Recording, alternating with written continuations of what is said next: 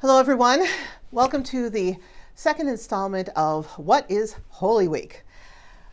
These are short videos where we're explaining some of the traditions of Holy Week. Now, why are we doing this and why do we keep doing Holy Week? Some of us are skeptical about tradition these days. And there are some traditions that are definitely musty, old-fashioned, and irrelevant to our lives today.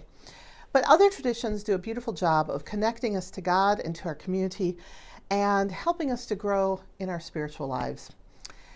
One of the big parts of the Christian faith is that we are part of a community of believers, that Jesus came not to save each one of us individually, but to offer us a way to live in community, to live in unity and peace, to love our neighbors and love our enemies too.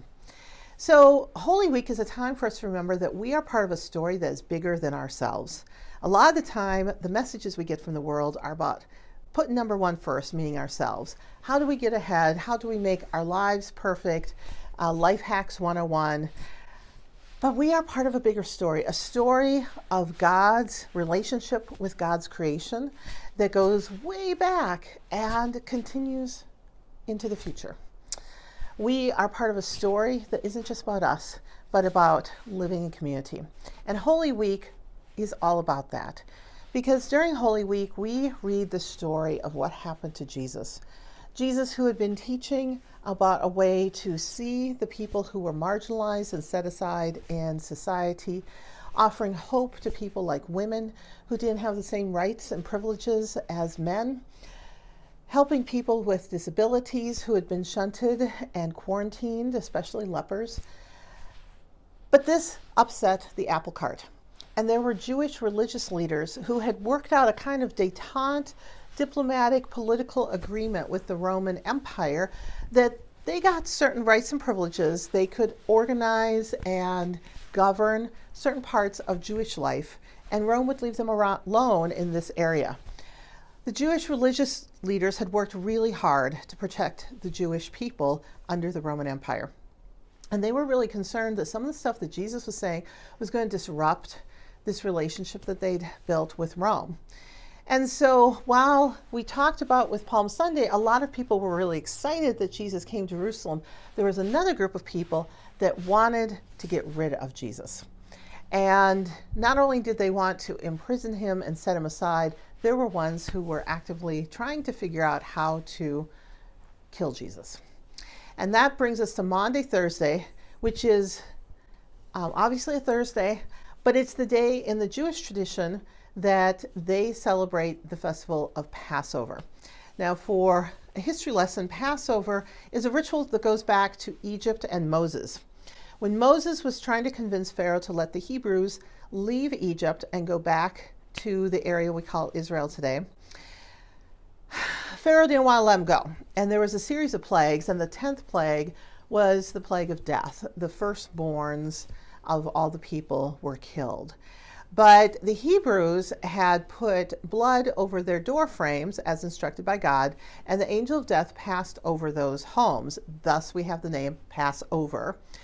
But they had a special meal that evening as they were waiting to see what God was going to do. And there were some special foods there.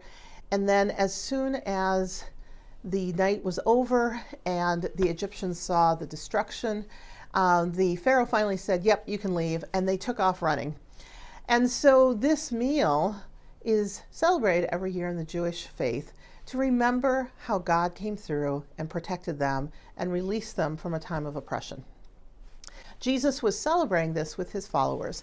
Sometimes we call it his Last Supper because it was his last meal before he was betrayed by Judas and arrested and put on trial.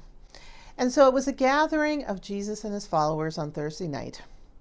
It was sad because Jesus knew what was going to happen, but his followers did not. Although Judas obviously did, because Judas was part of the planning to have Jesus' arrest take place that evening. So what do we do at church about Maundy Thursday? When I was a kid, this was my favorite week of the year.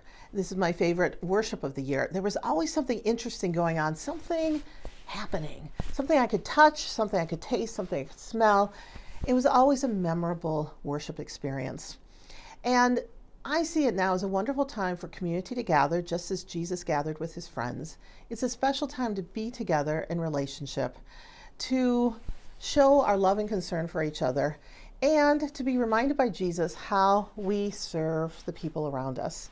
So on that night, Jesus washed the feet of the people who came. Now, back then in their tradition, they didn't have chairs. They were sitting around an eating area, but they all laid down and they laid on one elbow and they ate with the other hand. And they didn't have paved roads and they wore sandals. Things were dusty and dirty. So every time you went to a meal, you had your feet washed, but it was usually washed by the lowest person in the house, the most insignificant, lowest level slave or servant. In this case, Jesus washed everyone's feet, which is a huge, huge cultural statement saying, it doesn't matter, you are so important to me, I'm going to take care of you. And he washed everyone's feet. So today, in our worship time, there are several things that different churches do.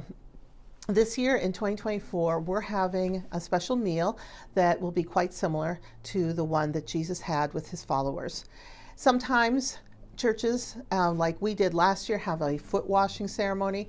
Sometimes there are other types of meals or experiences that are different from a Sunday morning worship that help us to feel more connected to Jesus and his followers, who were a little confused at the time, which is often how we feel. And we can be part of that and part of learning more about the free gift that Jesus was prepared to give us of salvation, of freedom from sin, and entry into a faith family that will go forever.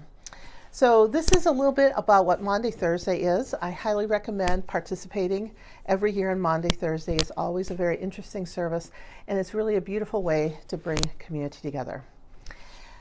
Next, I'll be doing a video on Good Friday, so we'll see you later.